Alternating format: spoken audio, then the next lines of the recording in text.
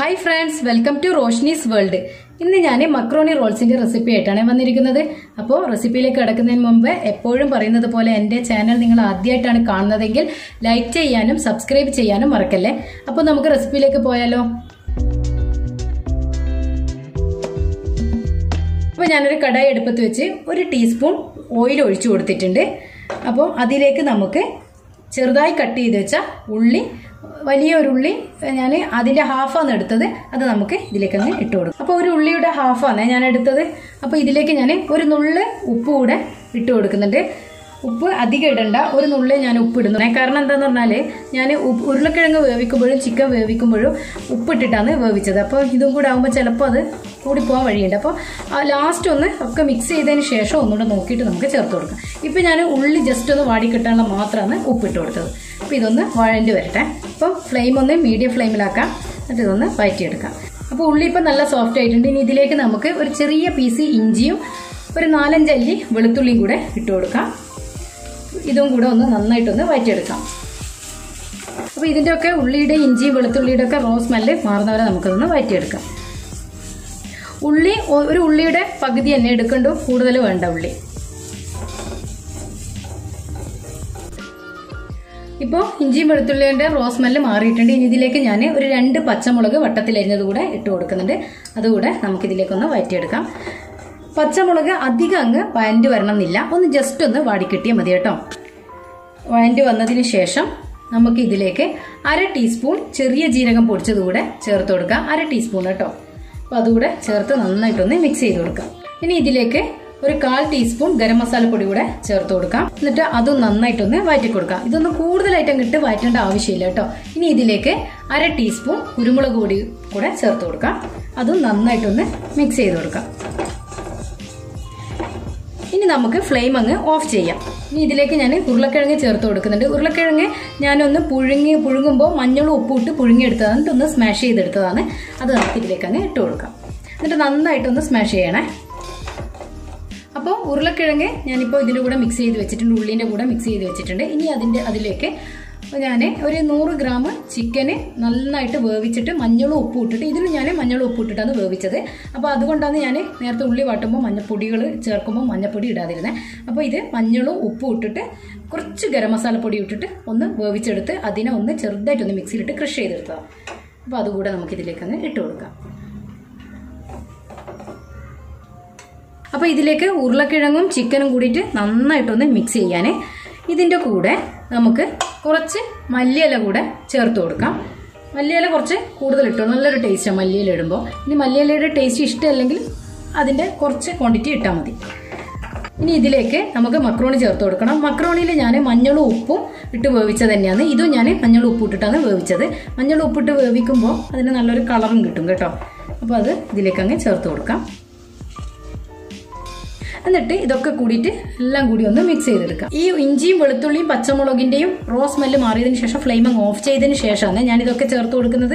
പൊടികളുടെയൊക്കെ raw smell മാറിയതിന് ശേഷമാണ് ഞാൻ ഇതൊക്കെ കൂടി മിക്സ് ചെയ്ത് കൊടുക്കുന്നത്. പിന്നെ ഇതിന് ഫ്ലെയിം ആവശ്യമില്ല, കാരണം ഓൾറെഡി ഒക്കെ കുക്ക് ആയതല്ലേ. ഇപ്പൊ ഇത് നന്നായിട്ട് ഞാൻ മിക്സ് ചെയ്തിട്ടുണ്ട്.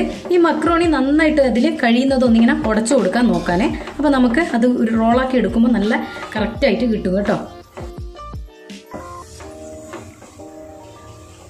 അപ്പോൾ ഈ സമയത്ത് നമുക്ക് ജസ്റ്റ് ഒന്ന് ഉപ്പ് നോക്കാം. കാരണം ഉപ്പ് ഞാൻ കുറച്ചല്ലേ നേരത്തെ ഇട്ടിട്ടുള്ളൂ. പിന്നെ മക്രോണി വേവിക്കുമ്പോഴും ചിക്കൻ വേവിക്കുമ്പോഴും ഉരുളക്കിഴങ്ങ് വേവിക്കുമ്പോഴൊക്കെ ഉപ്പിട്ടത് കൊണ്ടാണ് ഞാൻ പിന്നെ കുറച്ച് ഉപ്പിട്ടത്. ഇനി ഈ സമയത്ത് വേണം നമ്മൾ മിക്സ് ചെയ്തതിന് ശേഷം ഒന്ന് ജസ്റ്റ് എല്ലാത്തിൻ്റെയും ഉപ്പൊന്ന് നോക്കാൻ.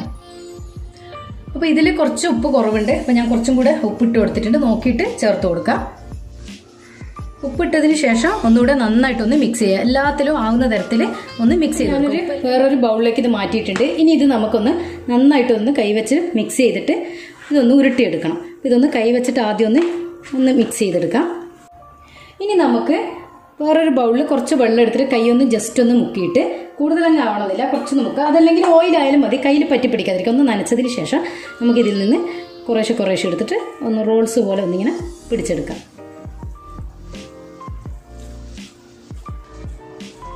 വലിപ്പമൊക്കെ നിങ്ങൾക്ക് നോക്കാം. നല്ല വലിപ്പത്തിൽ വേണമെന്നുണ്ടെങ്കിൽ കുറച്ച് കൂടെ ഇത് എടുത്തിട്ട് ഒന്ന് ജസ്റ്റ് ഒന്ന് ഇങ്ങനെ ആക്കിയിട്ട് ഇതുപോലെ ഇങ്ങനെ റോളാക്കി വെക്കാം.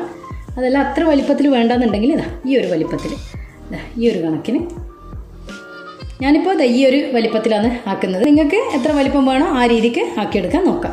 അപ്പോൾ ഞാനിപ്പോൾ ഈ ഒരു കണക്കിന് ആക്കിയെടുത്തിട്ടുണ്ട്. ഇനി ഇത് ഞാൻ അങ്ങോട്ട് ഒരു പ്ലേറ്റിലോട്ട് മാറ്റി വെക്കുന്നുണ്ട്. ഇങ്ങനെ എല്ലാം ഇതുപോലെ ഞാൻ ആക്കിയെടുക്കട്ടെ. അപ്പം ഞാൻ എല്ലാം ഇതേ കണക്ക് ആക്കിയെടുക്കട്ടെ.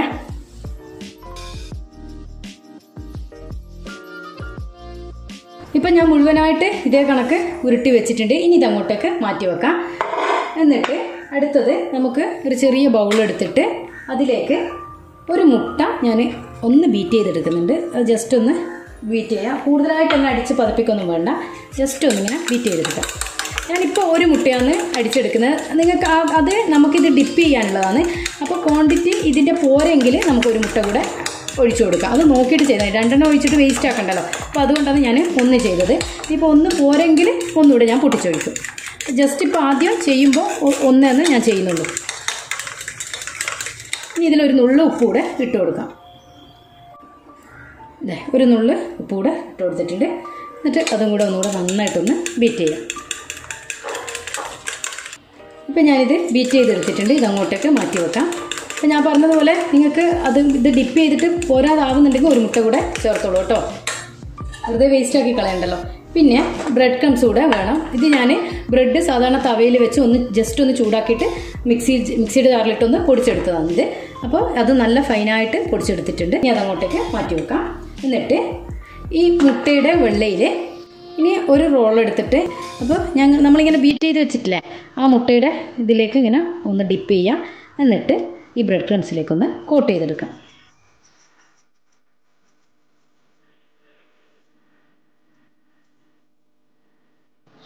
ഈ കണക്ക് കോട്ട് ചെയ്തെടുക്കാം.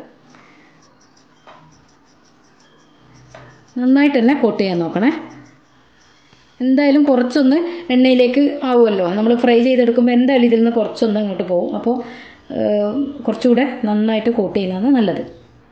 ഈ കണക്ക് ഞാൻ ചെയ്തെടുത്തിട്ടുണ്ട്. ഈ എല്ലാം ഞാൻ ഇതുപോലെ തന്നെ ചെയ്തെടുക്കട്ടെ. ഈ ഒരു കോട്ടിങ്ങിൽ തന്നെ എടുക്കാൻ നോക്കണേ. അപ്പോൾ എല്ലാം ഞാൻ അതുപോലെ തന്നെ ചെയ്തെടുക്കട്ടെ. ഇതങ്ങോട്ട് മാറ്റി വെക്കാം. ഇനി അടുത്തതും ഇതേ കണക്ക് ചെയ്തെടുക്കാം. ഞാനിപ്പോൾ എല്ലാം ഇതുപോലെ ഉരുട്ടി വെച്ചിട്ടുണ്ട്. ഇനി നമുക്കിത് ഫ്രൈ ചെയ്യാം. പിന്നെ ഞാൻ പറഞ്ഞതുപോലെ 3-4 ദിവസമൊക്കെ നിങ്ങൾക്ക് ഇത് കണ്ടെയ്നറിൽ സൂക്ഷിക്കണം എന്നുണ്ടെങ്കിൽ ഈ സമയത്ത് ഇതുപോലൊരു എയർ ടൈറ്റ് ബോക്സ് എടുക്കാം. എന്നിട്ട് നമ്മൾ സാധാരണ ടിഷ്യൂ പേപ്പർ എടുക്കാൻ, എന്നിട്ട് അതിങ്ങനെ ജസ്റ്റ് ഒന്നിങ്ങനെ വെച്ച് കൊടുക്കാം. ഇങ്ങനെ വെച്ച് കൊടുത്തിട്ട് എത്രയാണോ നിങ്ങൾക്ക് ഇത് നമുക്ക് സ്റ്റോർ ചെയ്യേണ്ടത് അത് ഇതിലേക്ക് ഇതുപോലെ ഇങ്ങനെ വെച്ച് കൊടുക്കാം. ഈ കണക്കിങ്ങനെ എടുത്ത് വെക്കാം.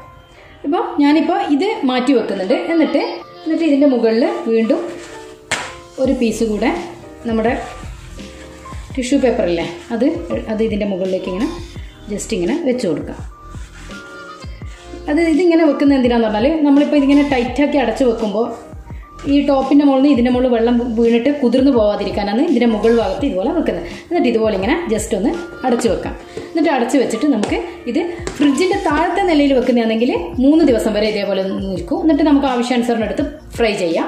അതെല്ലാം നിങ്ങൾക്കൊരു 2 ആഴ്ചയൊക്കെ 1 ആഴ്ച 2 ആഴ്ചയൊക്കെ വെക്കണമെന്നുണ്ടെങ്കിൽ ഇതേ കണക്ക് ഫ്രീസറിൽ എടുത്ത് വെക്കണം. പിന്നെ ഞാൻ പറഞ്ഞതുപോലെ ഇതുപോലെ ഫോയിൽ പേപ്പർ ഇതുപോലെ താഴെയും മുകളിലാക്കിയിട്ട് വെക്കാൻ മറക്കരുത്.